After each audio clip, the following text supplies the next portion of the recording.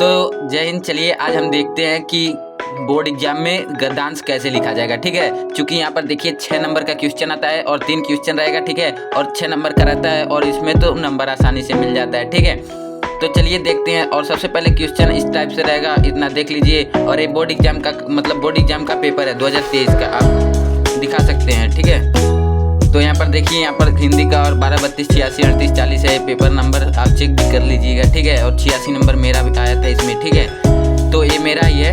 ठीक है, पिछले साल का 2023। यहाँ देखिए हिंदी D801 DE है। ठीक है, तो चलिए हम अपने टॉपिक की ओर चलते हैं। ठीक है, तो यहाँ पर देखिए सबसे पहले गद्यांश कुछ इस टाइप से रहेगा। निम्नलिखित गद्यांश पर आधारित 3 प्रश्नों के उत्तर दीजिए। और 3 प्रश्न है और 2-2 नंबर के हैं। ठीक है, तो 6 नंबर का। और पहले सबसे पहले एक गद्यांश है, इतना को पढ़ ले, बढ़िया से पढ़ लीजिए, जितना 2 बार पढ़ लीजिए। ठीक है, मित्रता के लिए यह आवश्यक नहीं है कि 2 मित्र एक ही प्रकार के कार्य करते हो या एक ही रुचि हो। मतलब रुचि की मतलब किसी भी मतलब कि जो भी समझ सकते हैं आप लोग समझ।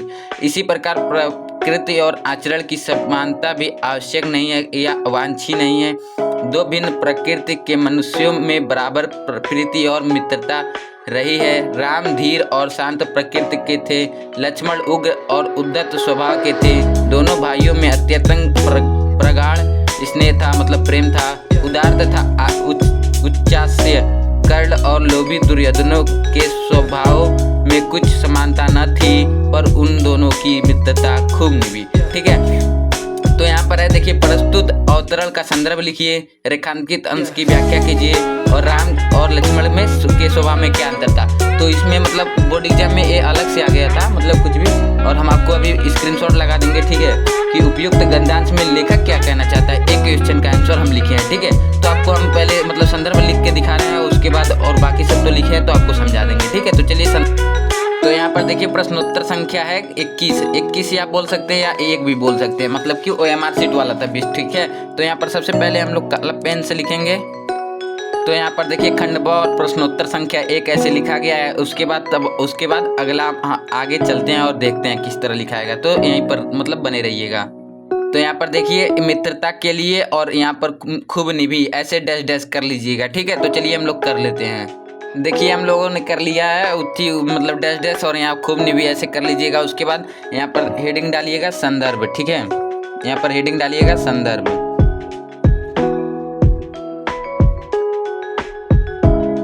हम चलिए अभी संदर्भ पूरा लिख ले रहे हैं, तब उसके बाद आपसे मिलते हैं। ठीक है, तो यहाँ पर देखिए प्रस्तुत गद्यावतरण हमारी प्रस्तुत गद्यावतरण आचार्य रामचंद्र शुक्ल द्वारा लिखित हमारी पाठ्य पुस्तक हिंदी के गद्य खंड में संकलित मित्रता नामक पाठ से लिया गया है। ठीक है, तो यहाँ पर लेखक का नाम और पाठ का नाम और सब्जेक्ट को हाईलाइट कर देंगे और कॉलम में लिख देंगे, तो एग्जामिनर समझ जाएगा। और एक कामा का विशेष ध्यान रखना चाहिए। ठीक है, तो इसके बाद हम आपको दिखाते हैं अगला प्रश्न क्या है। ठीक है, तो यहाँ पर देखिए रेखांकित अंश की व्याख्या एक बार और पढ़ लेते हैं। ठीक है, मित्रता के लिए यह आवश्यक नहीं है कि 2 मित्र एक ही कार्य करते हों या एक ही कार्य में रुचि रखते हों। ठीक है, और इसी प्रकार प्रकृति और आचरण की असमानता या समानता भी आवश्यक या वांछनीय है।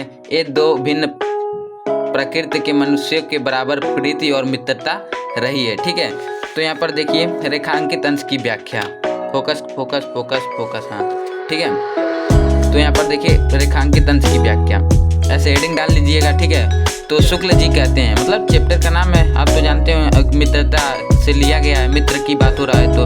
ठीक है, और शुक्ल जी लिखे हैं आचार्य रामचंद्र शुक्ल जी। ठीक है, उनका जीवन परिचय भी बहुत पूछता है। ठीक है, तो शुक्ल जी कहते हैं कि सच्ची मित्रता के लिए 2 व्यक्तियों के स्वभाव का एक समान होना आवश्यक नहीं है। ठीक है, या कोई महत्व नहीं रखता है। ठीक है, यदि इसमें महत्व है तो केवल इस बात का है कि दोनों व्यक्ति एक दूसरे से कितनी सहानुभूति रखते हैं। यदि वे समझते हैं तो विपरीत स्वभाव का होने पर भी उनकी सच्ची मित्रता सिद्ध होती है, और यदि वे ऐसा नहीं समझते तो समान स्वभाव का होने पर भी मित्रता नहीं निभा सकते। ठीक है, तो हो गया। और उसके बाद चलिए हम आपको स्क्रीनशॉट लगा दे रहे हैं, नीचे लिखा होगा कि मतलब इस यहाँ पर क्वेश्चन हमको दिखा देते हैं। ठीक है, तो देखिए कि उपयुक्त गद्यांश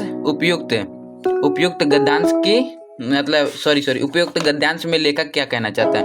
तो लेखक कहना चाहता है, उपयुक्त गद्यांश में लेखक कहना चाहता है कि दो भिन्न प्रवृत्ति के मनुष्यों में घनिष्ठ मित्रता हो सकती है।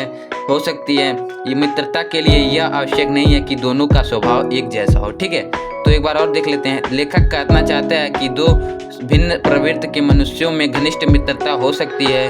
मित्रता के लिए यह आवश्यक नहीं है कि दोनों मित्र का स्वभाव एक जैसा हो। और आप चलिए हम शॉर्ट ट्रिक पे चलते हैं। ठीक है, इसको यहीं पर रहने दीजिए और इधर हम आप लोग को लाते हैं पेपर। ठीक है, तो यहाँ पर देखिए, आप लोगों को हम बता दे रहे हैं। ठीक है, इसमें कुछ होता नहीं है। इसको आप स्वयं मतलब थोड़ा बहुत अपने शब्दों में भोजपुरिया मॉडल से हिंदी मॉडल में उतार देंगे ना तो भी मिल जाएगा। और पाठ का नाम और चैप्टर मतलब लेखक का नाम याद रहेगा तो आपका संदर्भ, पाठ का नाम और लेखक का नाम लिख देंगे तो संदर्भ उसी को कहते हैं। ठीक है, वो वही बढ़ा चढ़ा के। ठीक है, यहाँ पर देखिए राम और लक्ष्मण के स्वभाव में क्या अंतर था, तो यही राम धीर और शांत प्रकृति के और लक्ष्मण उग्र स्वभाव के थे।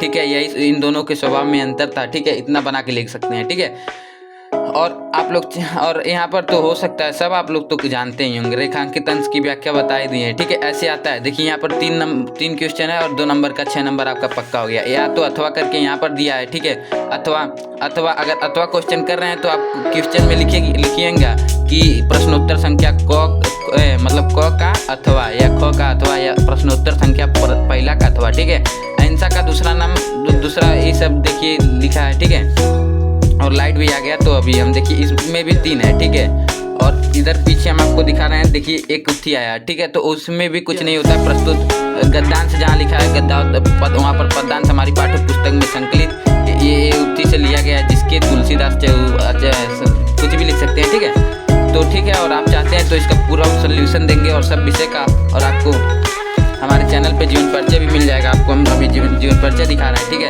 यहाँ पर देखिए जीवन परिचय दिए गए, किसी एक लेखक का जीवन परिचय देते हुए उनकी प्रमुख रचनाओं का उल्लेख कीजिए। इन तीनों में से रट लेंगे तो आप दोनों फिर 2024 बोर्ड एग्जाम में मिल जाएगा। दिए गए कवियों में से किसी एक जीवन परिचय देते हुए उनकी प्रमुख रचनाओं का उल्लेख कीजिए। गोस्वामी तुलसीदास तो आना ही है, और सूरदास तुलसीदास सूरदास और सुमित्रा नंदन पत्ते महादेवी और माँ, तीनों में से याद कर लीजिएगा, आ जाएगा। ठीक है, और ये तो फुल सोल्यूशन मिलेगा, तो इसीलिए चैनल से जुड़े रहिएगा। ठीक है, तो ठीक है, मिलते हैं नेक्स्ट टॉपिक के साथ नेक्स्ट वीडियो में। तब तक के लिए जय हिंद, जय भारत, वंदे मातरम।